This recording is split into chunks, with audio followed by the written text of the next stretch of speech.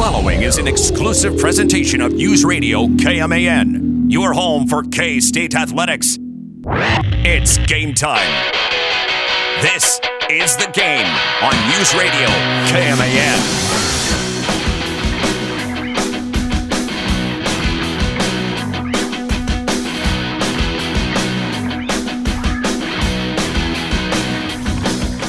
Troy, I heard you talking to Jeff Mitty about me yesterday.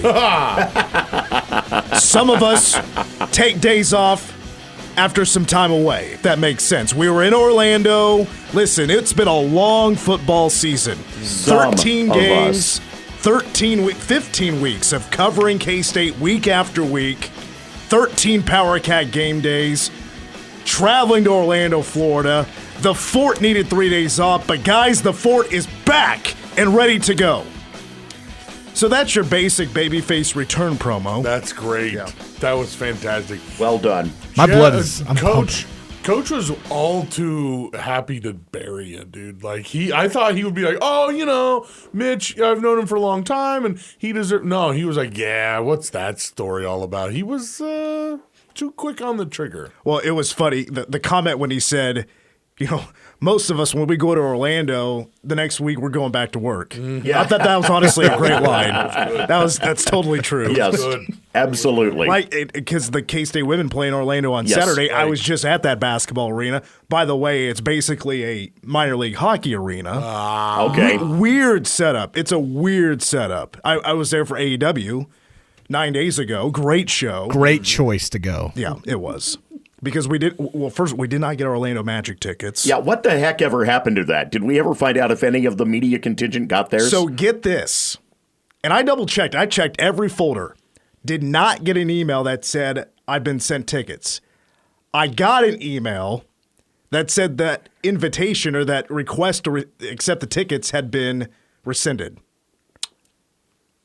Whoa. Okay. You guys made somebody mad. Again, I'm curious, though, who else? I mean, we know Tim Evertson of the Mercury went.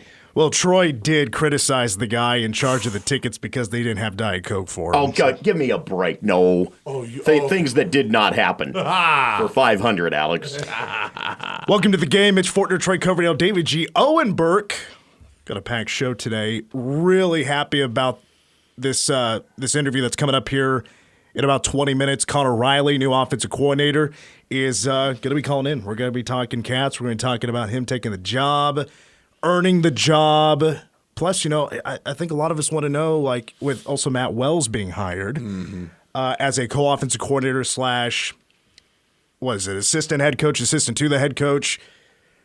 I don't think the two is in there, right? It's not like the Sean Snyder, Dwight Schrute tag on his name or, you know, by his name. Two. Yeah. We talked about this yesterday. The business cards are amazing, honestly. It's going to look Listen, good. the important thing with Matt Wells is, okay, yes, co-offensive coordinator, but also he's going to share some of the duties with Conor Riley. We want to know who's doing what. Right. I think that's something we really want to know. I think we could guess on some things. Regional director of sales, or is it the assistant to the district manager? Who reports to who? Who brings who the updates? AC/DC in the background. Who made who? I want to know. Ain't nobody told. Okay, sorry. Yep. Oh, I feel like we're just recycling jokes that you guys probably made yesterday, and they're new to me. Did not go there.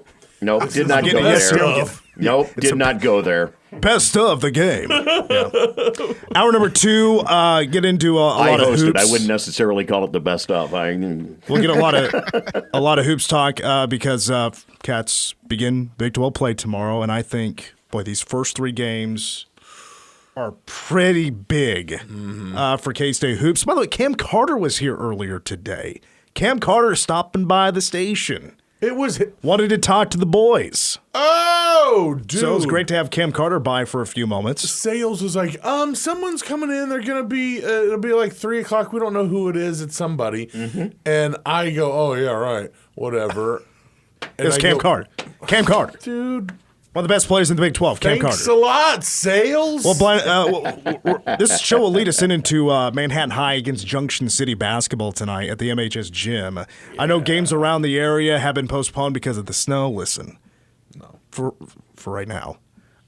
Nothing's stopping this matchup from happening. As I explained it on air many times, and I will on air when Troy and I are at the games, at least for the boys' game, it's like the Kansas version of Duke, North Carolina. Yes, it is. Yes. Especially with the rowdy environment that we're expecting. Both places. It gets weird and it gets funky, is what they call it. The football games used to have people lining the track. People used to sit on the track to watch the football games. I'm going to tell you this. If we have to go to City Park and we have to broom off the court for the boys to play, we'll do it. It's like Sunset Park out there. We'll do it. We don't want to, but we'll do it. No snow's going to stop this.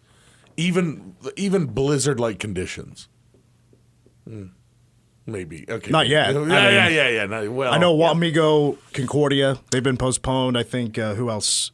That's the last of That's the only one. Oh, that's the only one. That's Okay, the I thought only there one. may be a few more. So, but that's a long. I mean, Concordia has to come to Wamego.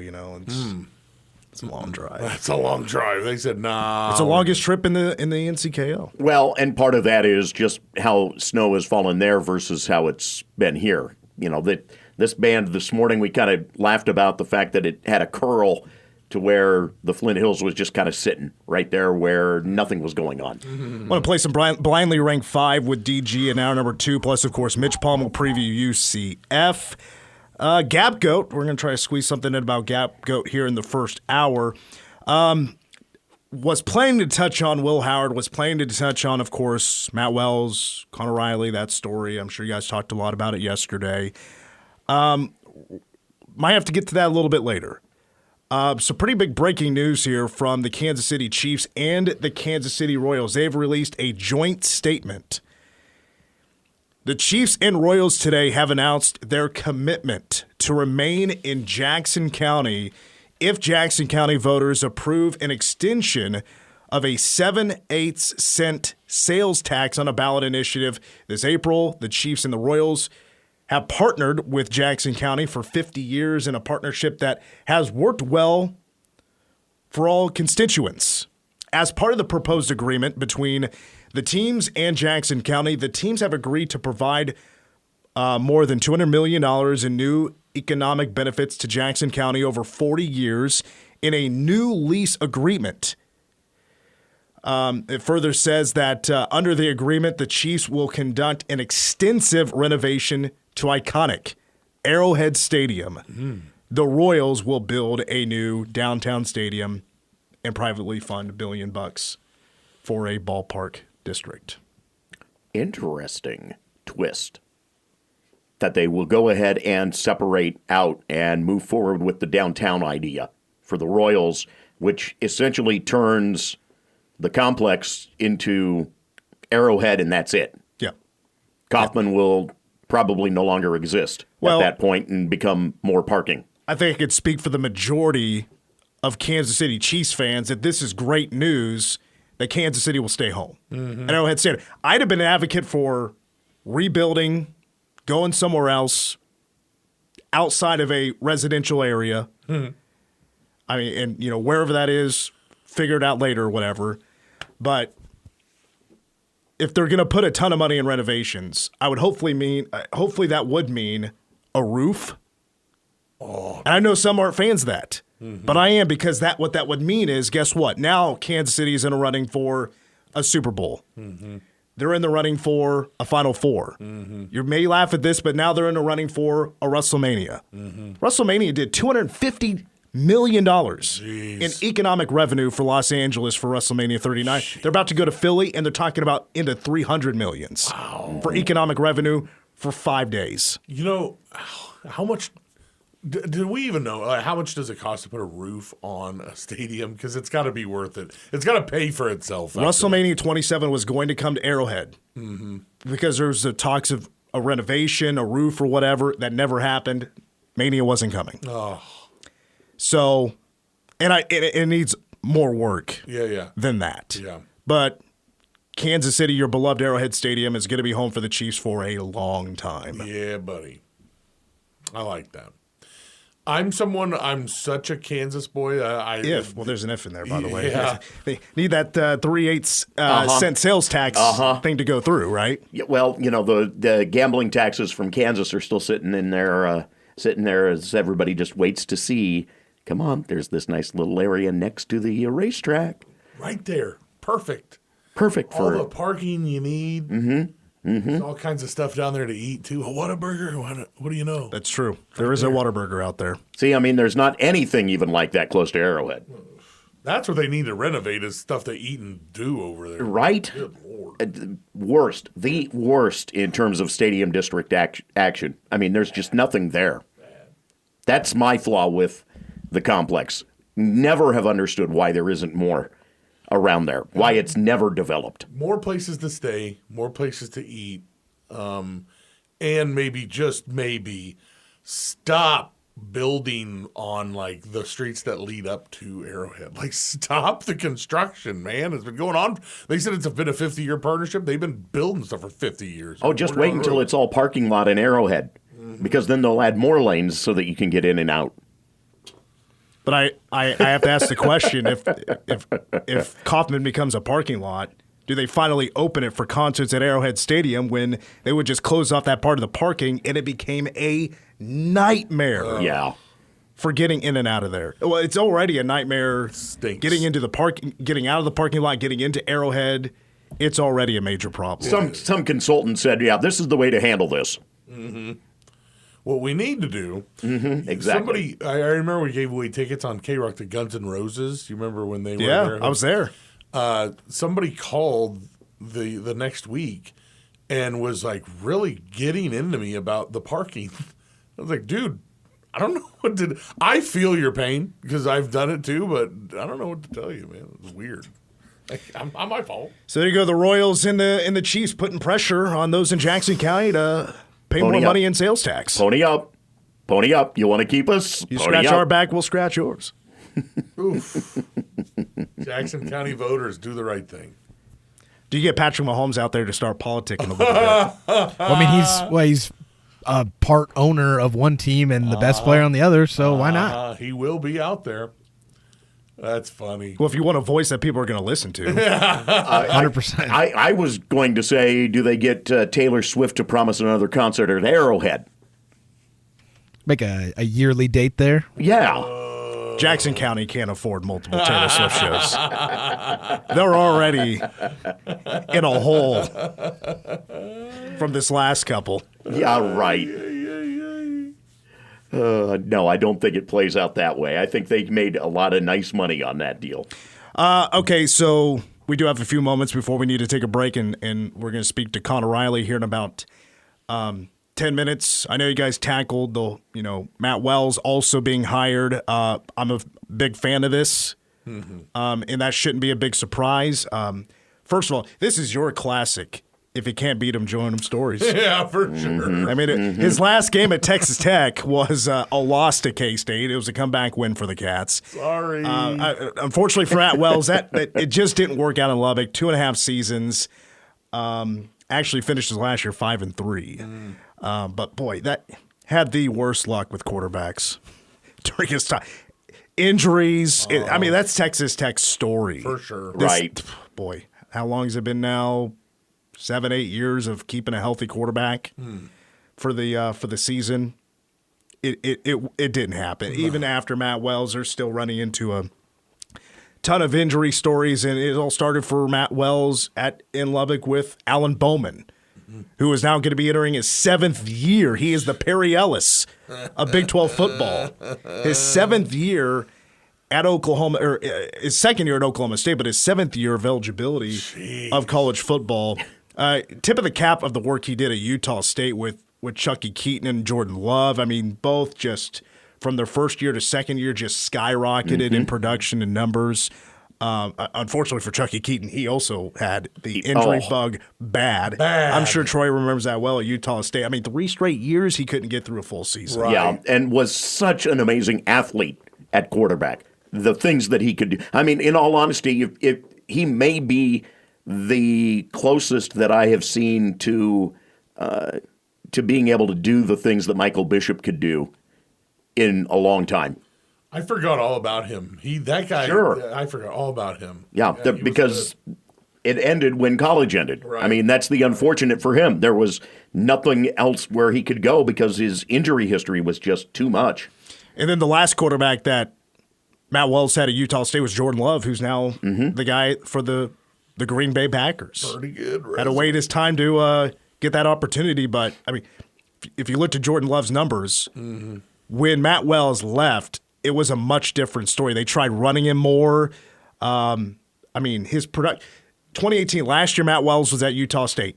32-6, 32 touchdowns, 6 interceptions. He threw for over 3,500 yards.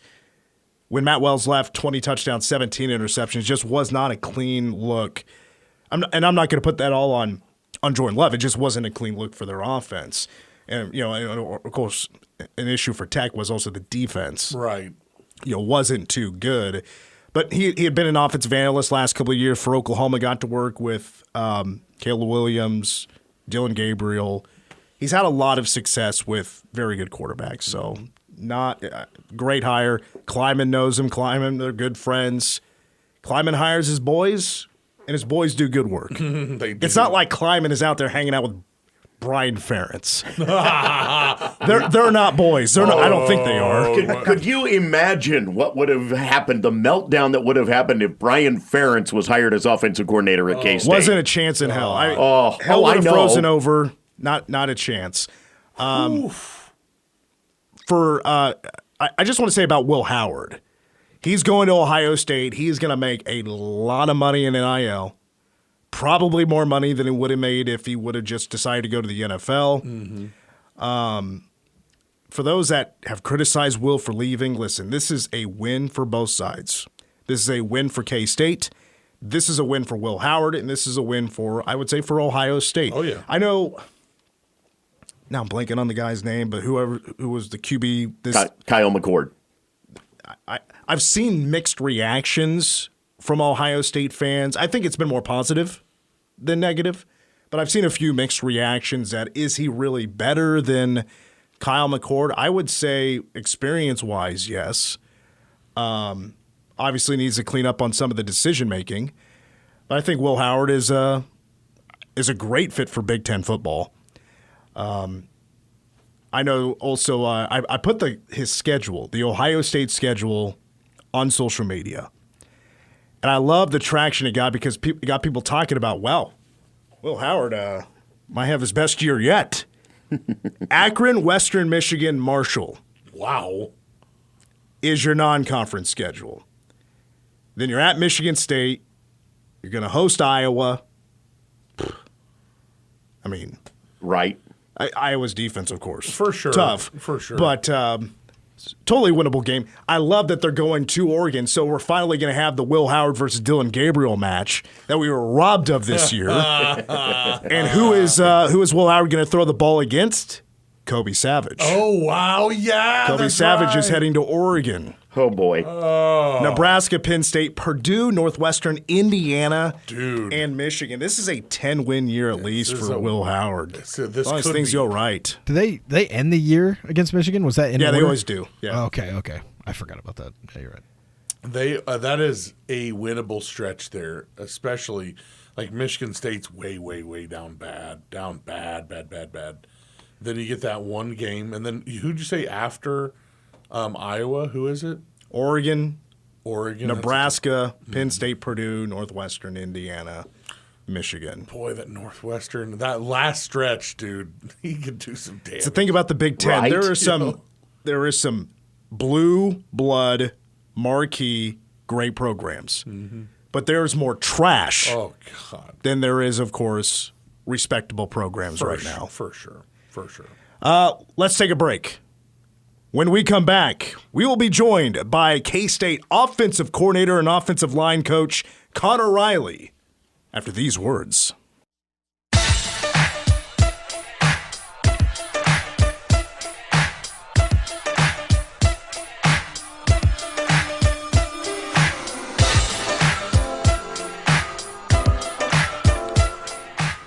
We are back on the game. Mitch Fortner, Troy Coverdale, David G., and Owen Burke.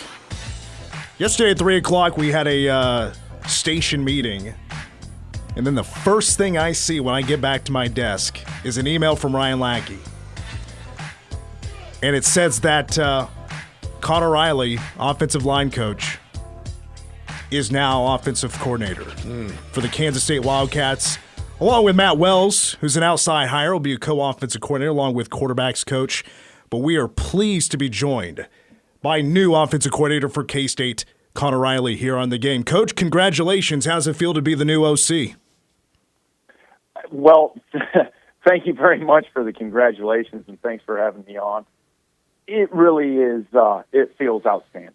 It does. And this is a goal that I've worked towards my entire career, and I meant it yesterday when I said to have it at a place like Kansas State is it's humbling to say the least. When the job opens and Colin Klein says that he's heading to Texas A&M, I guess who approaches who? I doubt you're like dropping a resume off on Chris Kleiman's desk and saying how much of a self-starter you are. Who approached who in this situation?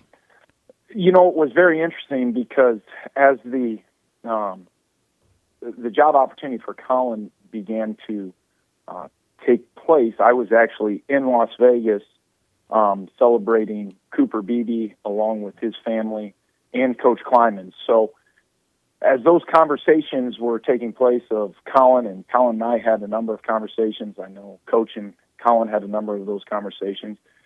You know, at that point, I did visit with Coach once again, expressing my interest in this opportunity. And there shortly after, we kind of decided that we are going to go in on an interim basis through the bowl game, which is something that I preferred, no different than what Coach did in 2021 or at the conclusion of that season as we were preparing for the Texas Bowl. And, you know, here just recently we had the conversation that I was going to be elevated and could not be more excited about this opportunity. And the audition worked out well. 28-19 win against a very good NC State defense in the Pop-Tarts Bowl. How did you feel like your first chance of calling the plays went? Did you feel like it went well? Well, in the first half, you know, and any time that you get into the game of football, there's always learning experiences. And I thought things were going pretty well in the first half. I know there were most definitely some calls that I would like back, but felt like we were able to get into a rhythm and felt like we were able to dictate some things to NC State. And as we got into the second half, there were some adjustments that they had made, primarily some zero pressure, as I was telling somebody earlier today.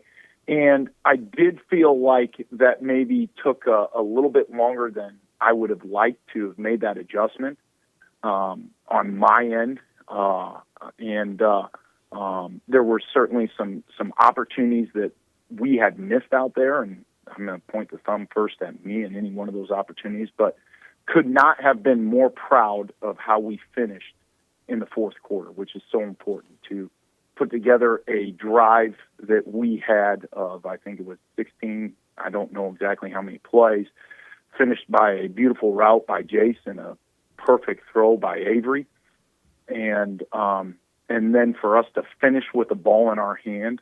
Anytime you're an offensive line coach, that's something you take a tremendous amount of pride in. So, great learning experience. Know that I can and need to be better, but credit NC State in so many ways too, because their defense was exceptional. And you know, I was on the phone with their defensive coaches earlier today, and because we don't play each other anytime in the near future, and we were kind of talking a little bit about things, and that was a true college football game. So it was exciting to take the victory. You brought up the fact that you felt maybe it took you a little longer to make an adjustment that you would have liked to have made. How different was it actually to be in that booth calling those plays, and when did it kind of settle in and you hit a flow maybe in calling those plays from the booth?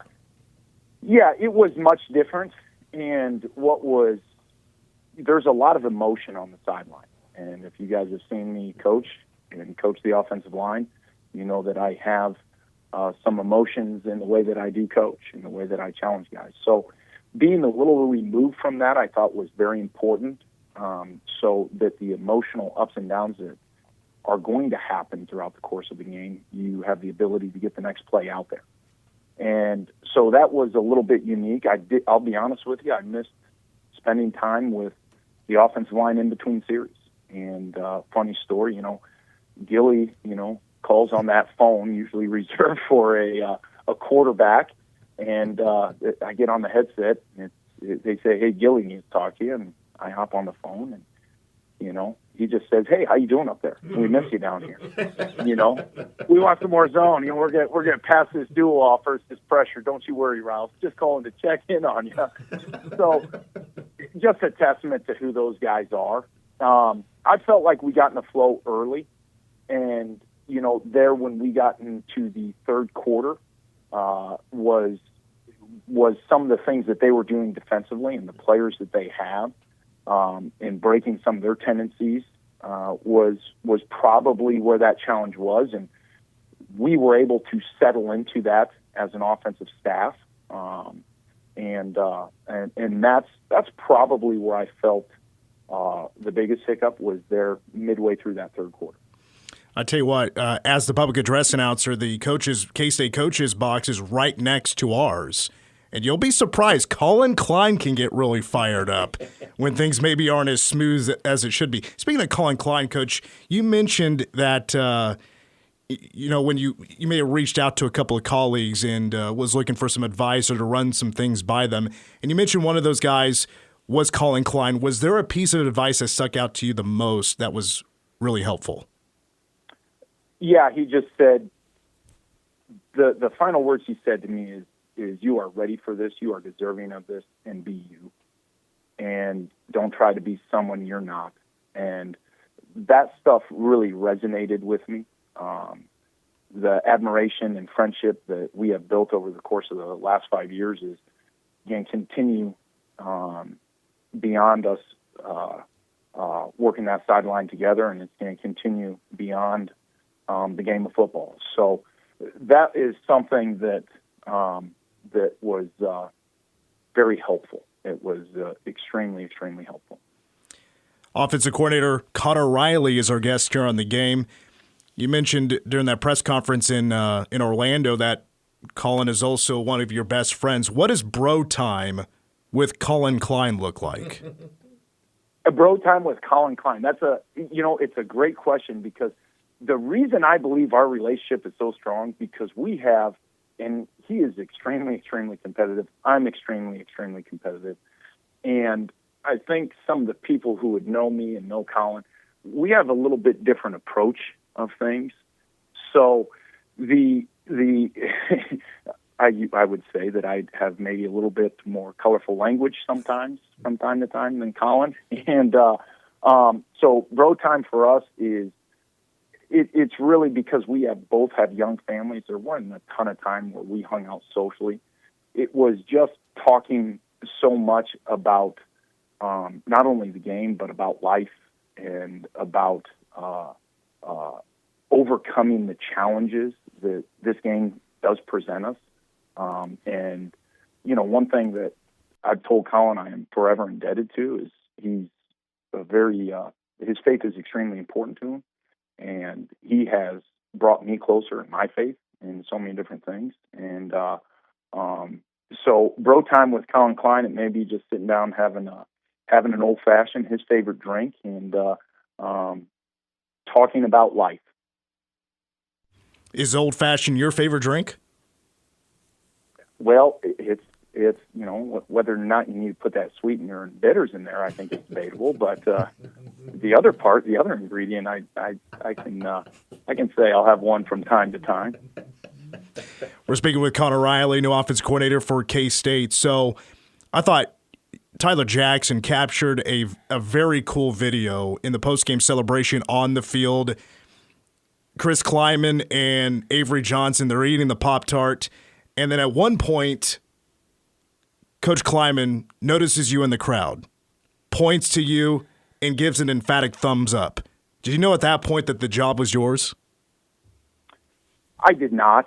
What I knew is that he had the confidence in me, and if you listen closely on that video, you can hear a few people yelling my name, and the people who were yelling my name were some of the offensive linemen, and that is offensive linemen who in today's age made the decision to play in that football game, and they made it pretty clear one of the reasons that they did. It just absolutely meant the world to me. You know how I feel about Coach Kleiman. I've been with him since 2013.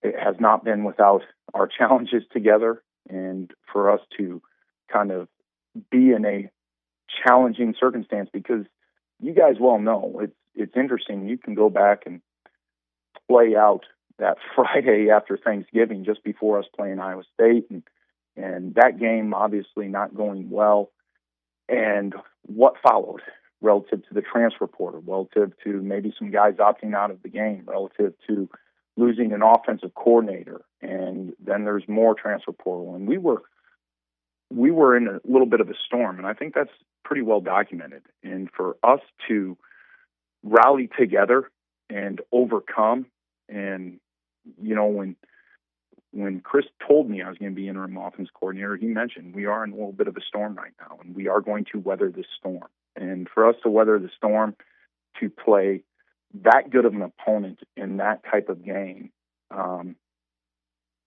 I think it was just more gratification that, yes, we have weathered this storm, and we are going to continue to push and move forward. And that was really what I felt. So along with you being named offensive coordinator, Coach Kleiman also hires Matt Wells, former head coach at Texas Tech, to be co-offensive coordinator, quarterbacks coach, also associate head coach. With the co-offensive coordinator tag, obviously there's a lot of jobs involved, of course.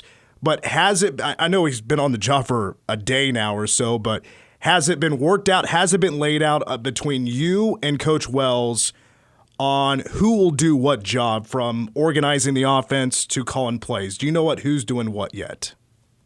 Yeah, and when it comes to organizing the offense, that is going to be a collective effort by the entire offensive staff. And that was no different than with Colin. And, you know, as we kind of got into this, Colin said, you know, calling the plays is about 5 to 10% of what that job entails. And the design of the offense is very much, and the game planning of the offense is not going to be just myself or Coach Wells. It's going to be BA. It's going to be Coach LePack. It's going to be Coach Middleton.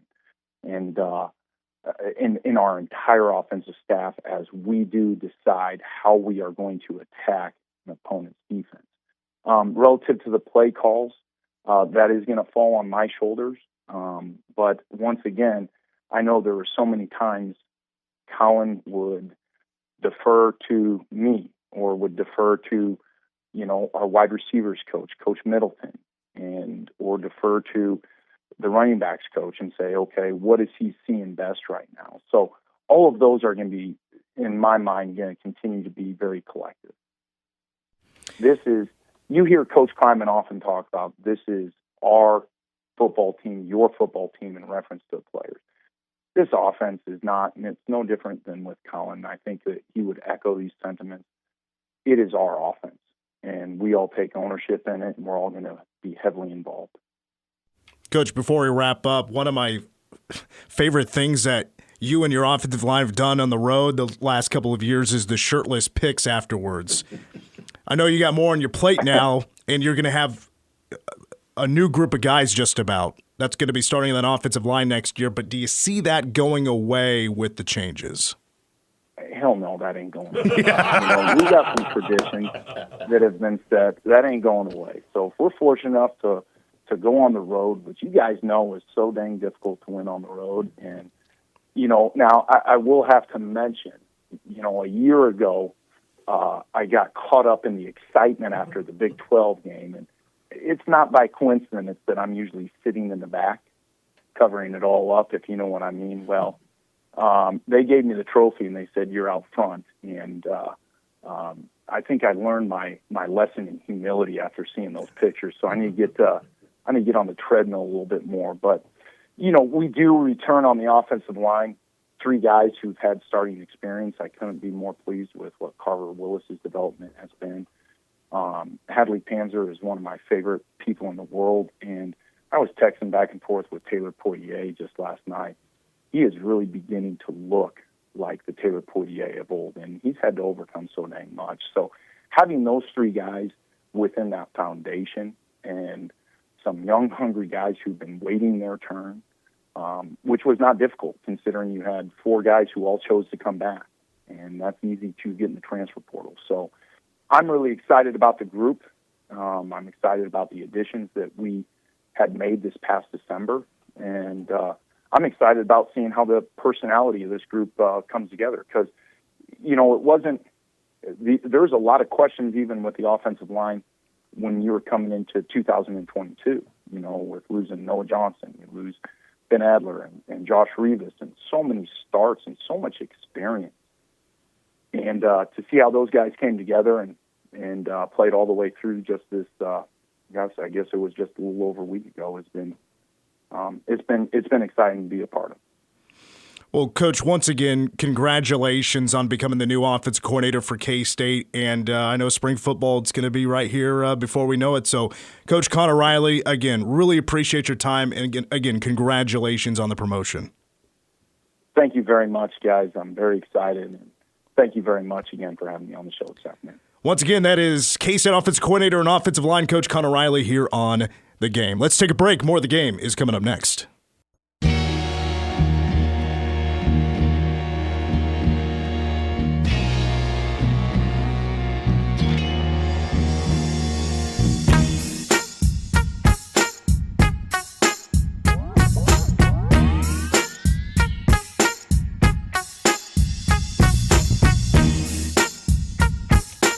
Well, if you learn anything from that Conor Riley interview, he's a whiskey guy. He is. And once again, we talked about Cooper Beebe. We heard some excerpts from his interviews, and I'll say it once and say it again. The offensive line, from the coaches to the players, a really unlikable group of people. Just really not much in the sense of humor game, I'd say. And just, kind of bland, really. Those guys. It's funny you mention that because when Cooper Beebe walked into that last press conference at the Pop-Tarts Bowl and he wasn't wearing a shirt. Yeah. Right? I was like, my God. Yeah. What offensive lineman would do that? It's a beautiful thing. And his description of the edible Pop-Tart mascot, I thought was so just fun. Like, he really did get into detail. It had kind of the cakey top, and the bottom was a Pop-Tart. It was really good. I thought this guy's got he's got a future as like a food critic after this. If the whole football thing doesn't pan out, the years in the NFL he's going to spend. But no, Conor Riley getting the call from Hayden Gillum like on the sideline through the phone, like, "Hey, how you doing? How's everything going?" That is fantastic. And like he said. He'll continue to call the plays. Yeah. So Matt Wells not calling plays. Conor Riley is. I should have asked who was going to be. I think he answered it. If he's going to call the plays, he'll most likely still be upstairs. Mm-hmm. So. And we thought he didn't like that so much, but so I guess that's going to stay. He's going to be upstairs. That's interesting. I think he'd be a hands-on guy. I don't look into those things as much as some people do. It's kind of whatever. Yeah. If you were a coach, would you rather be on the field or up in the booth? It's not even close field. I mean, and if you're calling plays, I don't think you can. I mean, you have to be up there, but yeah, on the field. On the field. As a defensive guy, I'd want to be on the field, but I think as an offensive coordinator, I might want to be up in the box. You get the full scope of the defense. I can see everything because I'm trying to call plays to go against those guys versus defense. I probably need some more intensity. I need to be on the sideline. I'm just thinking about the weather. Yeah. There's AC. That's a good point. Yeah. That's a good point. During the early games, there's heat. No doubt. When Iowa State comes to town and it's snowing like crazy. Yeah. Right. Guess where it's not snowing? Upstairs. Upstairs, boys. Yeah. Well, we were talking about Dan Quinn looks like he looks upstairs in that booth. He looks at home. I don't think he's ever going to leave. He could get a new head coaching gig, and he's going to stay up there. Every time you turn on TV, he just looks so comfortable up there. I want to give a shout out to Gabby Gregory from the K-State women's basketball team, who's right now averaging 9 points, 4 rebounds, 4 assists per ball game. She's really hitting the three these days. By the way, this Cats team is still rolling. They've won 8 in a row. But she is also the inventor of the Gap Goat. With an actual stuffed goat in a K-State, it was like more like a football jersey. It's got the chain on. Gap Goat is, as it was explained yesterday by Jeff Mitty, is that when the team gets 3 stops in a row on defense, that's a Gap Goat. They're looking for, I think, 7 in a game. Is that right? 7 in a game, yes. 7 in a game. Well, Gabby has noticed that there's more people showing up with these Gap Goats. So she has made it easy for everybody if you want to make your own Gap Goat. Gabby Gregory on Twitter is at Gabby Gregory 12, and she is there's 5 items. That's tremendous. That she can go. Really good. Really, actually, 3 of the items are goats. You can pick one of the goats, buy the chain, buy the jersey, and guess what? You got yourself a Gap Goat. Bring it to the game. And now there's a baby Gap. No. There's a baby Gap Goat. The family's just growing. Yeah, dude, this is a thing. She needs to trademark some of this stuff and get some cash. Make her own NIL. Just want to let you know, there's also an account out now, Twitter/X account. No. There's also an Instagram. Well, there's an account. Instagram. I knew about the Instagram. Yeah. So they're off and running. Wow. There's going to be a third goat, Gabby Gregory. At some point. Yeah. That's good. Oh, I like it. Wow. So I forgot to hit the laugh track. My bad. Yeah. Pardon this. Gregory. Troy's throwing things at me. It is I didn't have any good. tomatoes handy. Come on. Troy's going to get out of here. He's heading to the Manhattan High School because Junction City is heading to town. So it's going to be Deej, Owen, and myself for the rest of this show until Troy says it's time to start pregame coverage. Hour to the game will feature Mitch Palm against UCF, plus more on why K-State needs such a hot start in Big 12 play. They're looking to prove a point. Blindly Ranked 5, Ask Us Anything is all coming up, and so is your local news. By the way, at Gabby Gregory 12, all this stuff is on Amazon. I think she gets a little, she's wetting her beak on this, if you know what I mean. There you go. Hour to the game next.